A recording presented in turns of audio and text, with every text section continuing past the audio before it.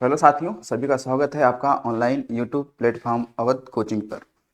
तो आज की हमारी जो श्रृंखला है ये विविध यानी मिसलेनियस टाइप के क्या होंगे, प्रश्न होंगे और इसमें 20 क्वेश्चन होंगे। और ये यूपीएसआई का जो पीवाईक्यू है उस पर ये क्या होगा, पूरा क्वेश्चन ये आपका मिल जाएगा। तो आज ये जो हम लोग भाग पढ़ेंगे, ये आपका जो पार्ट है ये आपका 12वां भाग होगा। यानी कि इससे पहले यूपीएसआई से संबंधित कुछ पीवाईक्यू के क्वेश्चन आपको इस चैनल पे मिल जाएंगे, तो आप वहां पे जाकर इसे वॉच कर सकते हैं। तो चलिए देखते हैं भाई क्या है इसका पहला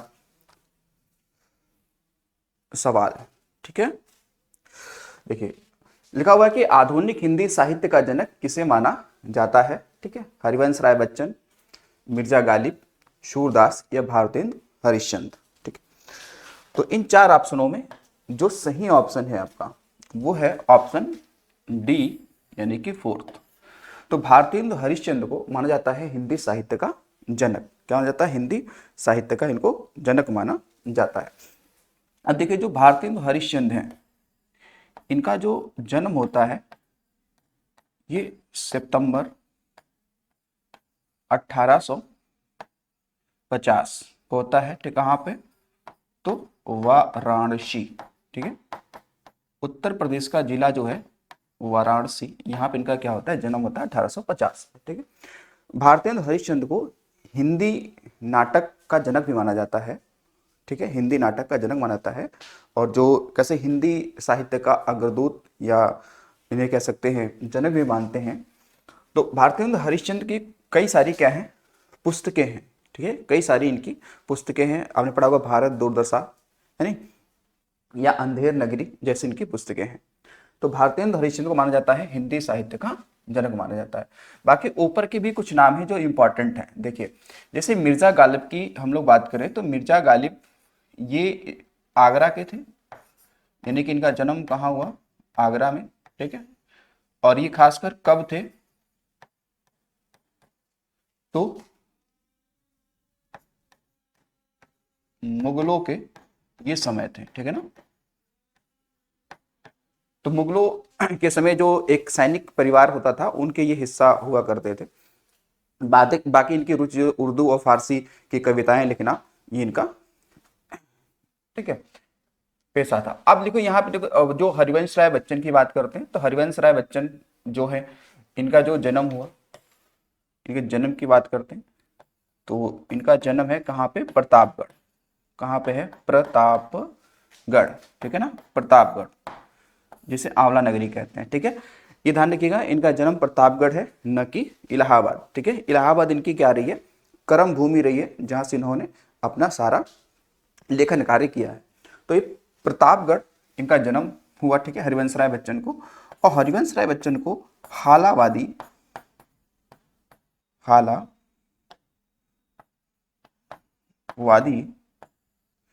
का क्या मानते हैं? हालावादी का जनक मानते हैं। ठीक है, हालावादी का जनक माना जाता है इन्हें। ठीक है, हालावादी का जनक माना जाता है। अब हरिवंश राय बच्चन की कई सारी पुस्तकें भी हैं, जैसे हमने पढ़ा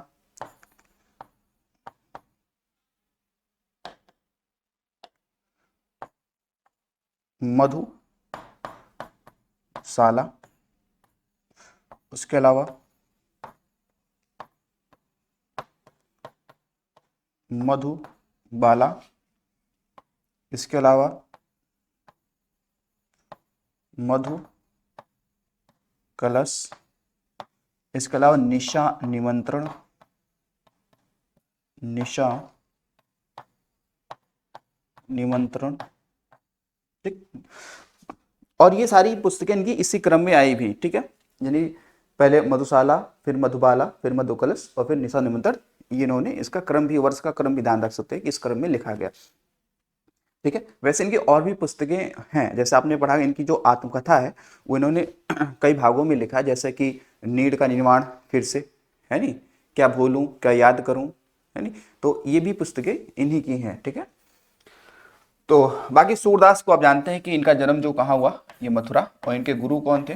वल्लभाचार्य। क्या थे? वल्लभाचार्य। ठीक है,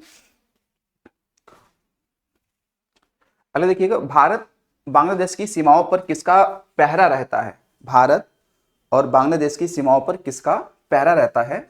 भारत तिब्बत सीमा पुलिस बल, सशस्त्र सीमा बल, असम राइफल या सीमा सुरक्षा बल। तो देखिए भारत और बांग्लादेश की सीमा पर, ठीक है, जो हमारी तरफ से अर्धसैनिक बल वहां पे तैनात रहती है वो है सीमा सुरक्षा बल, यानी कि बीएसएफ, ठीक है ना, क्या है? बीएसएफ। अब देखिए जो ये बीएसएफ की हम लोग बात करते हैं तो बीएसएफ की स्थापना हम सभी को पता है क्या है, 1900 लगभग आप देखेंगे तो 65 में होती है, ठीक है, लगभग कितनी होती है? 1965 में। कब होती है? 1965 में इसकी स्थापना होती है, ठीक है। अब देखिए कि भारत और बांग्लादेश के बीच, भारत और जो आपका बांग्लादेश है, बांग्लादेश, इसके बीच में कितनी किलोमीटर सीमा लगती है? तो टोटल लगती है 4,96.6 किलोमीटर, इतनी सीमा लगती है, ठीक है, इतनी सीमा लगती है। और उधर आप देखेंगे कि बांग्लादेश की तरफ से जो इनकी सेना आती है उसका नाम होता है BGB, यानी कि बॉर्डर गार्ड बांग्लादेश, ठीक है, बॉर्डर गार्ड बांग्लादेश। और हमारी तरफ से जो सेना लगती है वो कौन सी लगती है? BSF। कौन लगती है? BSF, ठीक है। तो BSF का काम ही है कि शांत काल में, ठीक है, शांतकालीन, ध्यान रखिए क्या? शांतकालीन भारत की भूमि की क्या करना? रक्षा करना, ठीक है, ये काम किसका है? बीएसएफ का काम होता है, ठीक। बाकी ऊपर के देखेंगे और भी सारे यहाँ पर, तो आपको जैसे ये असम राइफल है, असम राइफल की जो स्थापना होती है ये होती है 1835 में। कब होती है? 1835 में। लेकिन उस समय इसका जो नाम रहता है उसका नाम होता है ये कछार नेवी। क्या नाम होता है? कछार नेवी।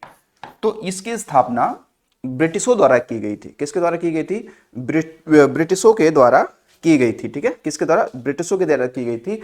लेकिन इसका जो नाम चेंज हुआ, कछार नेवी से नाम चेंज हुआ, तो 1917 में इसका नाम क्या रखा गया? इसका नाम रखा गया असम राइफल, ठीक है, यानी कि 1917 में नाम चेंज कर दिया, असम राइफल कर दिया गया, ठीक है।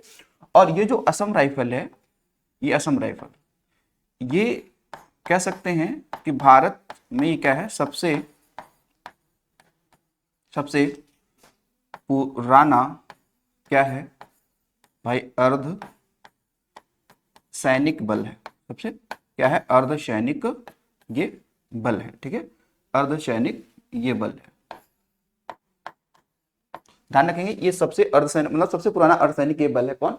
असम राइफल। इसे पूर्वोत्तर भारत का प्रहरी भी कहते हैं। और इसके कह सकते हैं उद्देश्य ये था कि भारत और म्यांमार की जो सीमा है, ठीक है, उस पर क्या करना? इसका पहरा करना। लगभग आप देखेंगे 1400 के आसपास में इसकी सीमा लगती है भारत और म्यांमार के बीच में। अब एसएसबी की बात करते हैं। अब देखो एसएसबी, तो एसएसबी जो आपकी है, एसएसबी, इसकी जो स्थापना होती है वो होती है 1963 में। स्पेशली 20 कह सकते हैं 20 दिसंबर। कब? 20 दिसंबर 1963 को होती है। अब इसका क्या काम है? इसका काम है, इसे भारत नेपाल बॉर्डर पे इसका काम रहता है, ठीक है ना, वहां पे तैनात रहती है एसएसबी।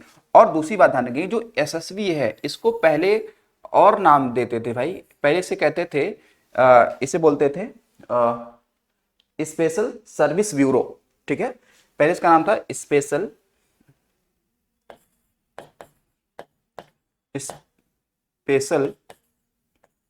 सर्विस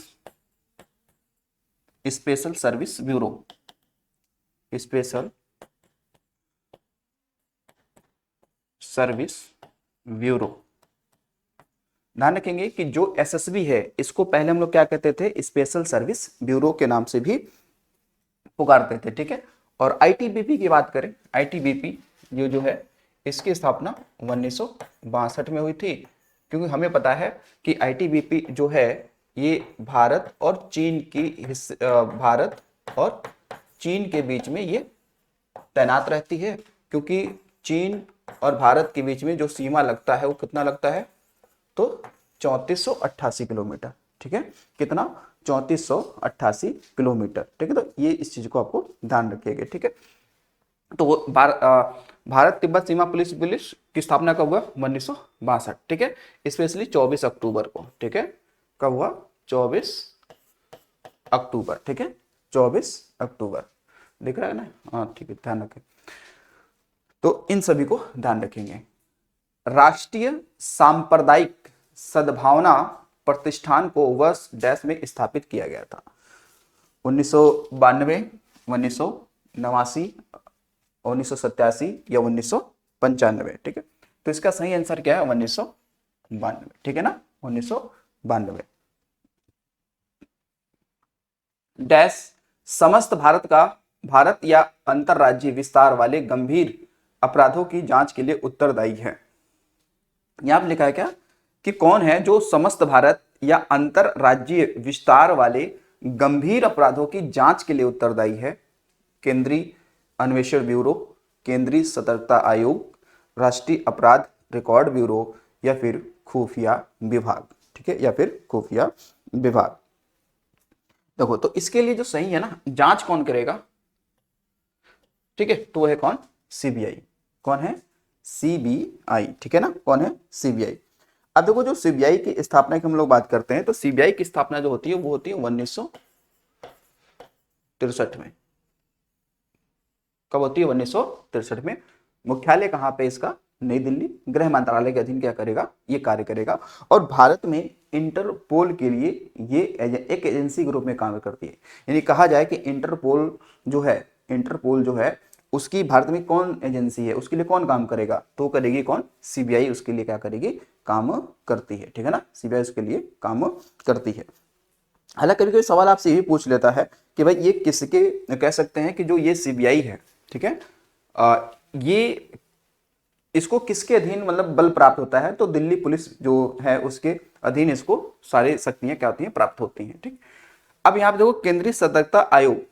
तो केंद्रीय सतर्कता जो आयोग है इसकी जो स्थापना हुई थी, ये हुई थी कब? 1964 में, ठीक है। 1964 में किसके सिफारिश पर? तो बताएंगे कि के संथानम समिति के सिफारिश पर इसकी स्थापना हुई थी। और जो ये केंद्रीय सतर्कता आयोग है, इसको 2003 में इसका एक्ट आया, यानी कि वैधानिक इसको दर्जा प्राप्त हुआ, ठीक है। 2003 में क्या हुआ? इसको वैधानिक, ठीक है, वैधानिक इसको क्या हुआ?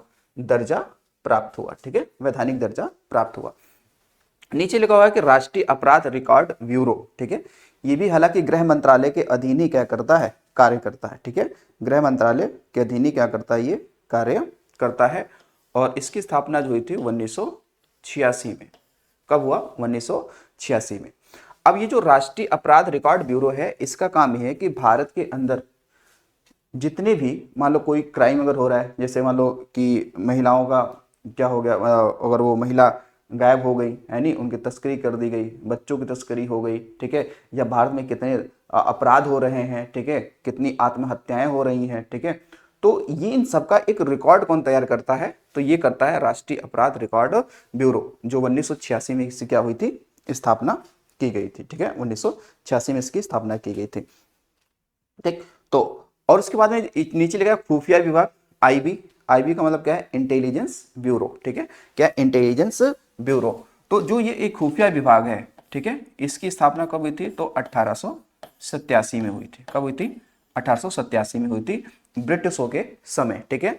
तो ये आईबी का काम ये होता है, ठीक है, आईबी का काम ये होता है कि भारत के अंदर क्या करना? जांच करना, और कह सकते हैं कि कुछ जानकारियां प्राप्त करना जो भारत के खिलाफ हो रही हो, ठीक है ना। तो ये भारत के अंदर ये जांच करता है, ठीक है। लेकिन जो आपका ये है रॉ, ठीक है, कौन है? Raw research analysis wing. इसका काम है कि भारत से बाहर रहकर भारत के बारे में कोई कह सकते हैं कि जानकारी है जो भारत को नुकसान पहुंचा सकती है, या अन्य देशों की रणनीति क्या है भारत के परिप्रेक्ष्य में, वो सब की जानकारी रखना किसका काम है? तो ये रॉ का काम है, ठीक है, रॉ का, जिसकी स्थापना कब होगी? 1963 या 68, 68 में होगी इसकी स्थापना, ठीक है, 68 में। तो रॉ का ये काम है। लिखा कि निम्नलिखित में से कौन सी सरकारी एजेंसी दोषी व्यक्तियों के फिंगरप्रिंट रिकॉर्ड के लिए राष्ट्रीय भंडार ग्रहण के रूप में कार्य करती है? केंद्रीय अन्वेषण ब्यूरो यानी कि सीबीआई, राष्ट्रीय अपराध रिकॉर्ड ब्यूरो, पुलिस अनुसंधान एवं विकास ब्यूरो, राष्ट्रीय अन्वेषण अभिकरण यानी कि एनआईए यानी नेशनल इन्वेस्टिगेशन एजेंसी, ठीक है। तो एक किसका इसमें से काम है? देखिए इसके लिए जो आपका सही आंसर है वो आपका क्योंकि हमने क्या बताया कि भारत में कोई भी अगर क्या हो रहा है, कोई अपराध है किसी प्रकार का, ठीक है, तो उसका रिकॉर्ड किसके पास होगा? राष्ट्रीय अपराध रिकॉर्ड ब्यूरो के पास होगा। तो इसका मुख्यालय कहाँ पे है? नई दिल्ली में है। कहाँ पे है? नई दिल्ली में है। और कह सकते हैं कि ये भी गृह मंत्रालय के अधीन ही क्या करता है? कार्य करता है, ठीक है, ये भी गृह मंत्रालय के अधीन कार्य करता है।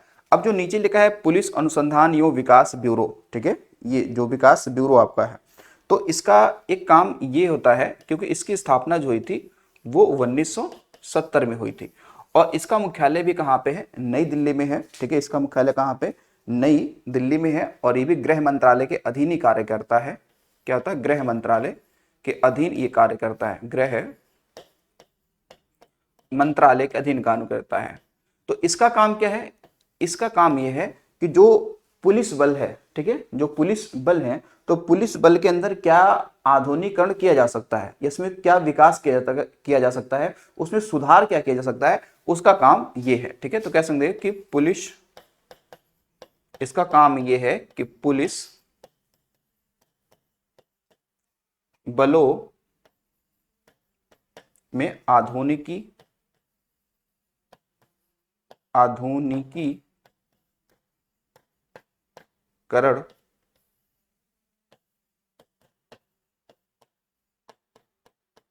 व विकास करना, ये इसका काम होता है, ठीक है। बाकी एनआईए जानते ही हैं, राष्ट्रीय अन्वेषण, इसकी स्थापना 2008 में हुई थी। कब हुई थी? 2008 में हुई थी एनआईए।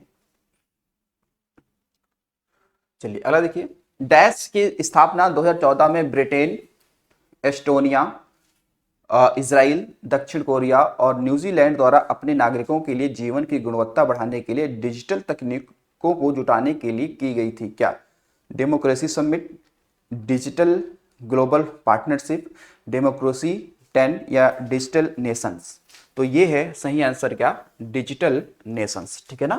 क्या है? डिजिटल नेशन, यानी कि आप कह सकते हैं क्या, तो जो जो राष्ट्र हैं, ये कितने राष्ट्र आप देखेंगे तो ब्रिटेन, एस्टोनिया, इजराइल, दक्षिण कोरिया, न्यूजीलैंड ने अपने नागरिकों के जीवन की गुणवत्ता बढ़ाने के लिए जो डिजिटल तकनीकी कैसे जुटाई जाए और भारत में कैसे इन देशों में कैसे डिजिटल तकनीकी लेकर आई जाए, उसके लिए इन्होंने डिजिटल नेशन नाम से एक संगठन बनाया, ठीक।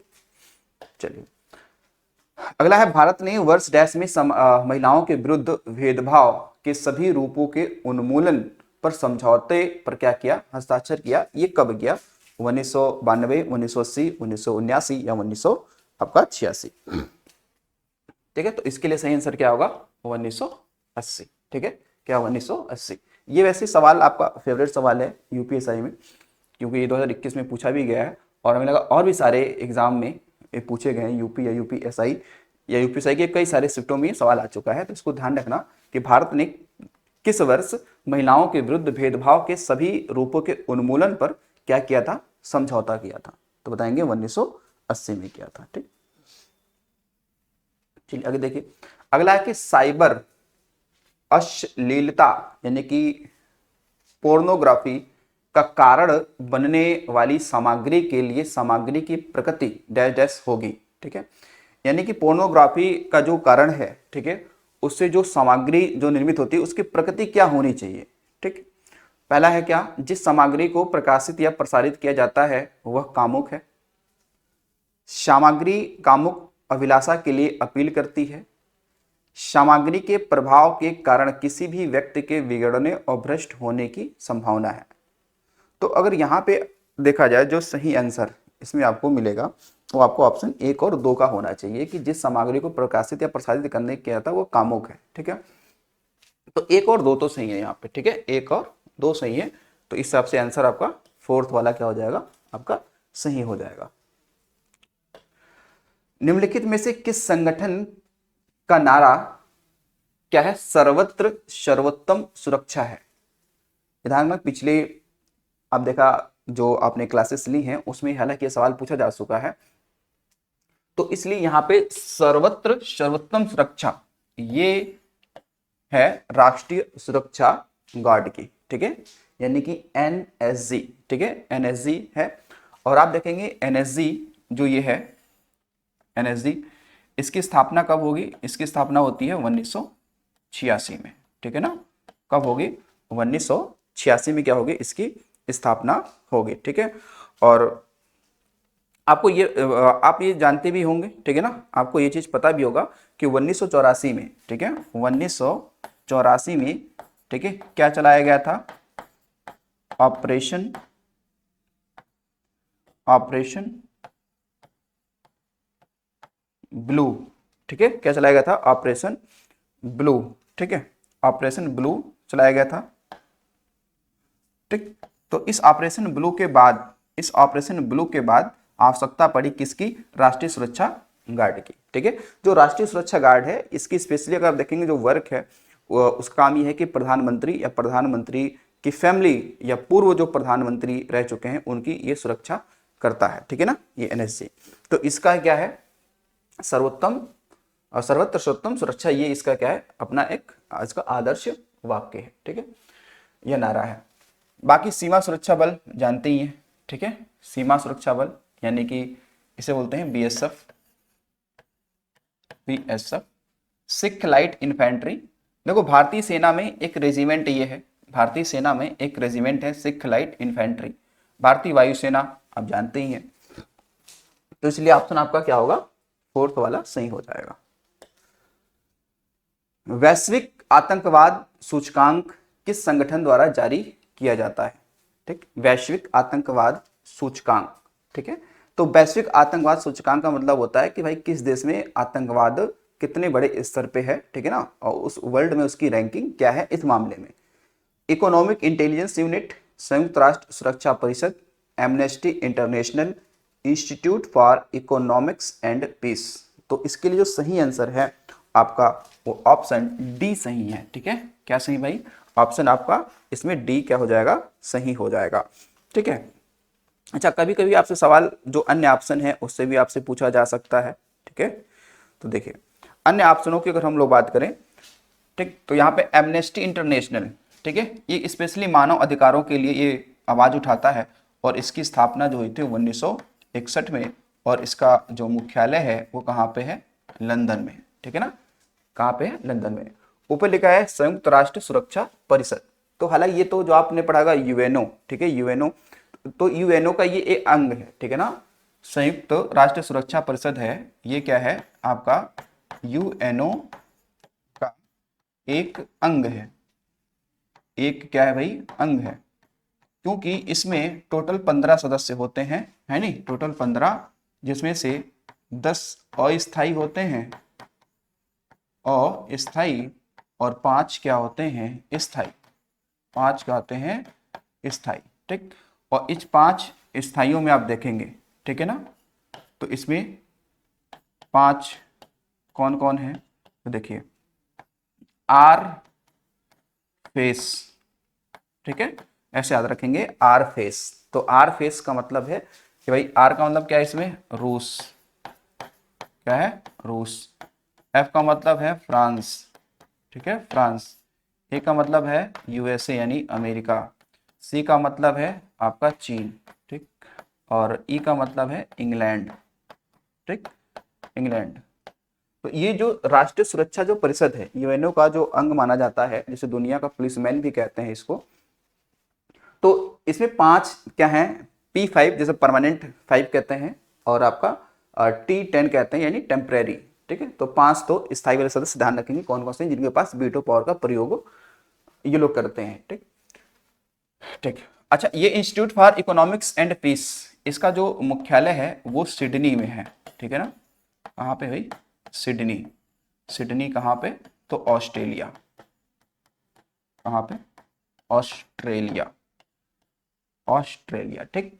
ऊपर लिखा है इकोनॉमिक इंटेलिजेंस यूनिट, इसका भी मुख्यालय जो है वो लंदन में ही है। कहाँ पे है, इसका मुख्यालय लंदन में है, और वो भी कई सारे क्या करती है, रिपोर्ट जारी करती है, ठीक है ना, कई सारी रिपोर्ट वो भी जारी करती है। तो ये ध्यान रखेंगे। इंटेलिजेंस, इकोनॉमिक्स इंटेलिजेंस यूनिट, इसकी स्थापना 1964 में हुई थी। एक नए आदर्श पुलिस कानून का मसौदा तैयार करने के लिए केंद्र सरकार ने 2005 में किसकी अध्यक्षता में पुलिस अधिनियम मसौदा समिति की स्थापना की थी? के पद्मना भैया, बी एस मलिमत, सोली जे सोराबजी, या जूलियो रिबेरो। यानी कि इसमें सवाल ये है कि भाई एक नए आदर्श पुलिस कानून का मसौदा यानी कि ड्राफ्ट तैयार करने के लिए केंद्र सरकार ने 2005 में किसकी अध्यक्षता में पुलिस अधिनियम मसौदा तैयार किया था? तो उसके लिए सही आंसर क्या है आपका? ऑप्शन आ थर्ड, यानी कि सोलीजे सोराबजी, ठीक है, इसमें यह आंसर आपका सही हो जाएगा, ठीक है। अगला है सार्वजनिक दायित्व बीमा अधिनियम, ध्यान रखेंगे क्या, सार्वजनिक दायित्व बीमा अधिनियम किस वर्ष में लागू किया गया था? 1991, 1974, 1986 या 1981, ठीक है। अब देखो इसको मैं आपको समझाता हूं ये क्या है। सही आंसर है 1991, ठीक है, सही आंसर क्या है? 1991। देखिएगा ये लिखा है ना सार्वजनिक दायित्व बीमा अधिनियम। देखो ये केंद्र सरकार ने यह अधिनियम लेकर आया कब? 1991 में, सार्वजनिक दायित्व बीमा अधिनियम। इसमें यह होता है कि मान लो अगर आपने कोई रसायन वाली चीज, ठीक है ना, क्या है, कोई रसायन वाली चीज, या फिर कह सकते हैं कोई भी कंपनी आपने क्या कर रही है, अगर स्थापित की है, स्पेशली वो कोई रसायन बना रही होगी, केमिकल बनाने वाली, ठीक है, तो उसमें जो लोग काम कर रहे होंगे, ठीक है, जो लोग काम कर रहे होंगे, तो अगर मान लो इन फ्यूचर या कभी भी दुर्घटना हो जाती है, तो जो वो पीड़ित लोग हैं तो उनको हम लोग क्या करते हैं, मुआवजा दे सकें या उनको राहत पहुंचा सकें, ठीक है। तो उसके लिए जो पैसे हैं वो पहले से ही केंद्र सरकार क्या करेगी, उन कंपनियों से क्या करेगी, पूंजी के रूप में जमा करा लेगी, ठीक है ना, उसको बीमा करा लेगी, ठीक है। तो बाद में उसको वो पैसे दिए जाएंगे, ठीक है, ताकि उसको पीड़ितों को राहत दिया जा सके या उनको मुआवजा दी जा सके, ठीक है। और ये मुआवजा राशि कम से कम जो होगी वो 25,000 होगी।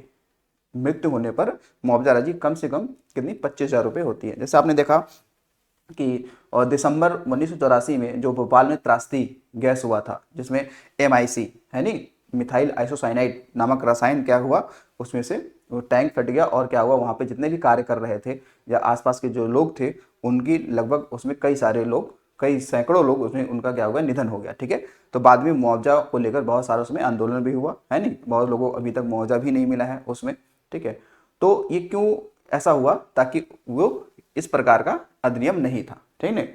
और इस प्रकार का अधिनियम उस समय होता तो कंपनी से पहले ही लोगों का बीमा के रूप में पैसे जमा करा लिए गए होते, बाद में अगर कोई दिक्कत समस्या होती तो उनको हम लोग इस कंपनी से पैसे दिला सकते थे, ठीक। तो ध्यान रखिएगा 1991 में कि सार्वजनिक दायित्व बीमा अधिनियम कब आया, 1991 में आया, ठीक है। ये स्पेशली किसके लिए है, तो रसायन पदार्थ बनाने वाली कंपनियों के लिए, ठीक है। आगे लिखा है कि सूचना प्रौद्योगिकी अधिनियम, वैसे आप देखेंगे सूचना प्रौद्योगिकी अधिनियम जो है, IT जो एक्ट आया वो सन 2000 में आया। IT एक्ट कब आया था? IT एक्ट ये सन 2000 में आया था, ठीक है, सन 2000 में।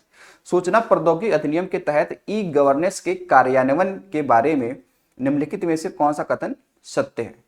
तो नीचे लिखा हुआ कि एक व्यक्ति को E-गवर्नेंस पर जोर देने का अधिकार प्राप्त है, सरकार को E-गवर्नेंस का चयन करने का विवेकाधिकार प्राप्त है, किसी को भी E-गवर्नेंस पर जोर देने का अधिकार नहीं है।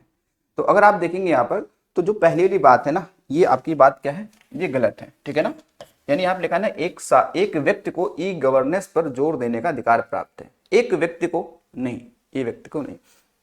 सरकार को ई गवर्नेंस का चयन करने का विवेकाधिकार प्राप्त है। ठीक है, सरकार चाहे तो ई गवर्नेंस का प्रयोग कर सकती है नहीं, उसका विवेकाधिकार है। ठीक है, किसी को भी ई गवर्नेंस पर जोर देने का अधिकार नहीं। अब कह रहे किसी को भी ई गवर्नेंस पर जोर देने का अधिकार नहीं है नहीं। तो ये बात, हाँ तो ये बात भी क्या है, सही है।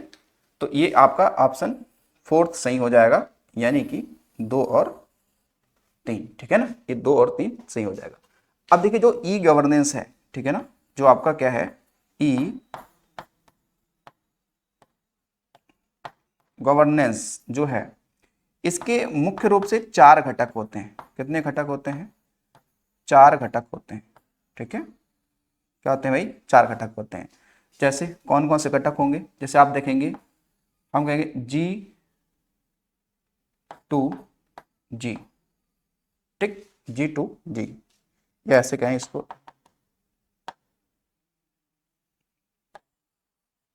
ठीक है, G2G। इसका मतलब होता है गवर्नमेंट टू गवर्नमेंट। ठीक है, सरकार से सरकार, ये होता है। ठीक, उसके अलावा गवर्नमेंट टू, आप कह सकते हैं गवर्नमेंट से, आप कह सकते हैं एम्प्लॉय, गवर्नमेंट से एम्प्लॉय। ठीक है, सरकार से कर्मचारी, सरकार से कर्मचारी। गवर्नमेंट टू, कह सकते हैं सरकार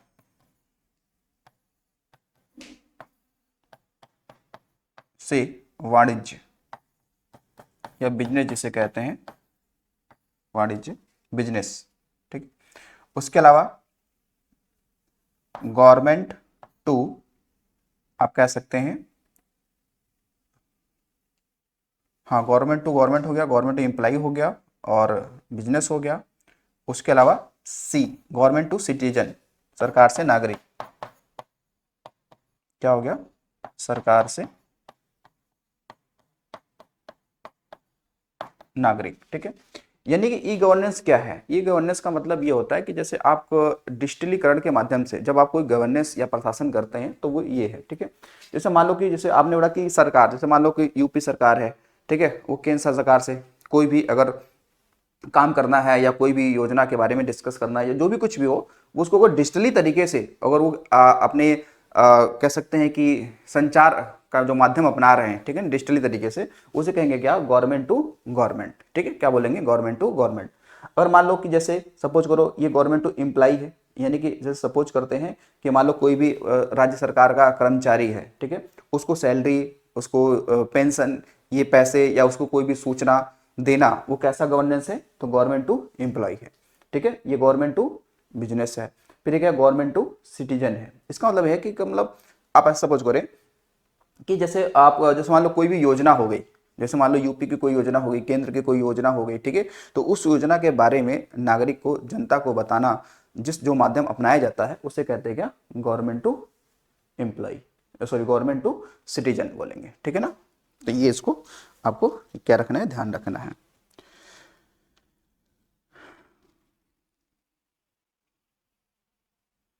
ठीक है, तो इतना हो गया। ठीक है, इस चीज को ध्यान रखेंगे। अगला देखते हैं, ये वाणिज्य मतलब व्यवसाय भी कह सकते हैं, व्यवसाय।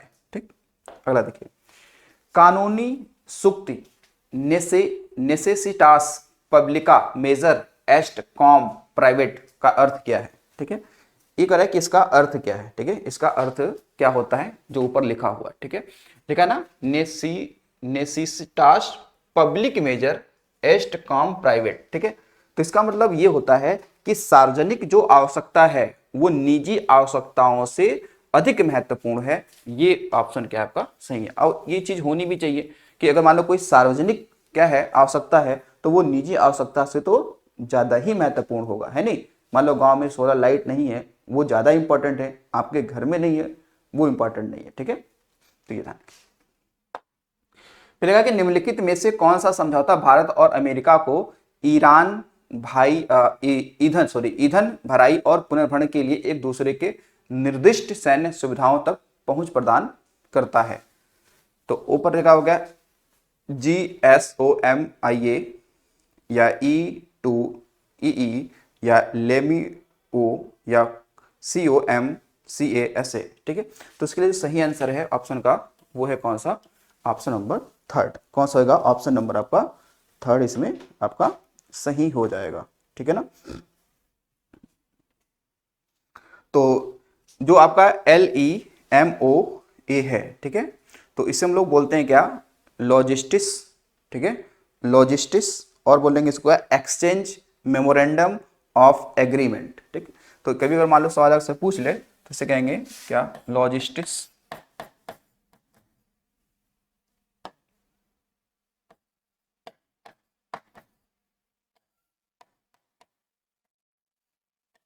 लॉजिस्टिक्स एक्सचेंज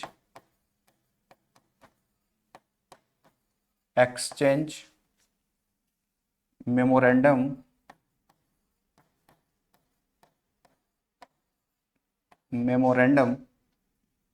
ऑफ एग्रीमेंट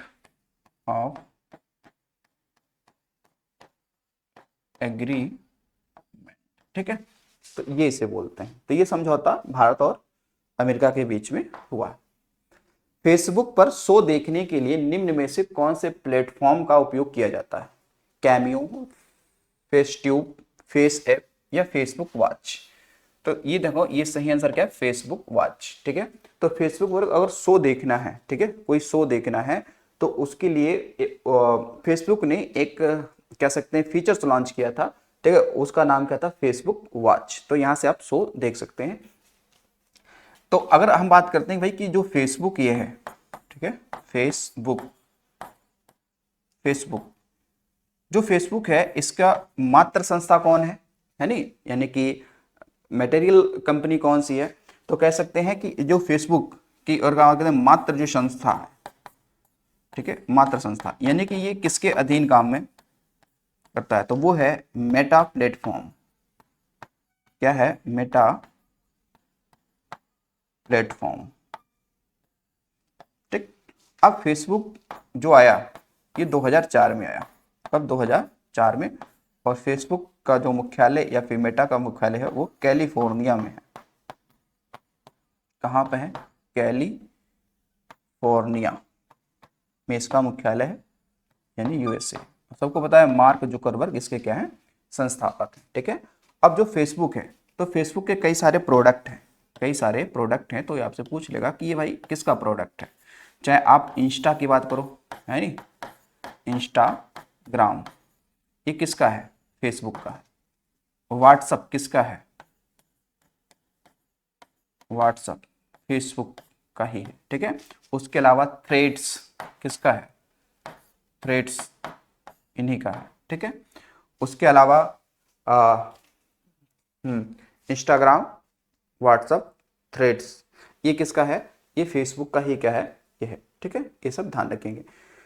चलिए अगला देखिए, अगला निम्नलिखित में से कौन भारत का सबसे बड़ा केंद्रीय सशस्त्र पुलिस बल है, सबसे बड़ा पूछा है, तो सबसे बड़ा आपका ये है, देखो, केंद्रीय रिजर्व पुलिस बल, यानी कि सीआरपीएफ।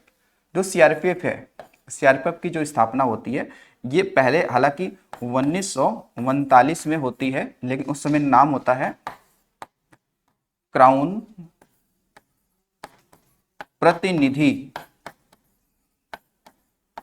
प्रतिनिधि पुलिस, ठीक। लेकिन इसको 1949 में नाम क्या हो गया, सीआरपीएफ, ये नाम कर दिया गया। क्या कर दिया, सीआरपीएफ का नाम कर दिया। तो ये केंद्र सरकार की सबसे बड़ी पुलिस है, यानी कि सबसे अधिक संख्या इसमें है, ठीक है ना, सबसे अधिक संख्या है। अगर देखिए, भारत में असंगठित क्षेत्रों के उद्यमों के लिए राष्ट्रीय आयोग का गठन कब किया गया था, ठीक है। तो इसके लिए आपका जो सही आंसर हो जाएगा ऑप्शन नंबर 2, यानी कि 2004 में। निम्नलिखित में से कौन सा मांसाहारी एक उदाहरण है, मांसाहारी, तो वो तो ठीक है, ये तो ठीक है, कर लेंगे आप, कौन है, शेर। उसके अलावा आज का अंतिम सवाल है कि जल प्रदूषण की रोकथाम और नियंत्रण अधिनियम किस वर्ष लागू किया गया था, ठीक, किस वर्ष लागू किया गया था, तो ये है 1974, ठीक है 1974। अगर वहां पे वायु लिखा होता, वायु जो एक्ट आया, ठीक है, वायु जो एक्ट आया वो कब आया, तो 1981 में आया, ठीक है, कब आया, 1981 में आया, ठीक है। तो ये ध्यान रखेंगे, आज का ये क्या है, आपके 20 क्वेश्चन थे यूपीएससी संबंधित, ठीक है ना। तो चलिए मिलते हैं अगले वीडियो में, आज के इतना ही, थैंक्स फॉर वॉचिंग।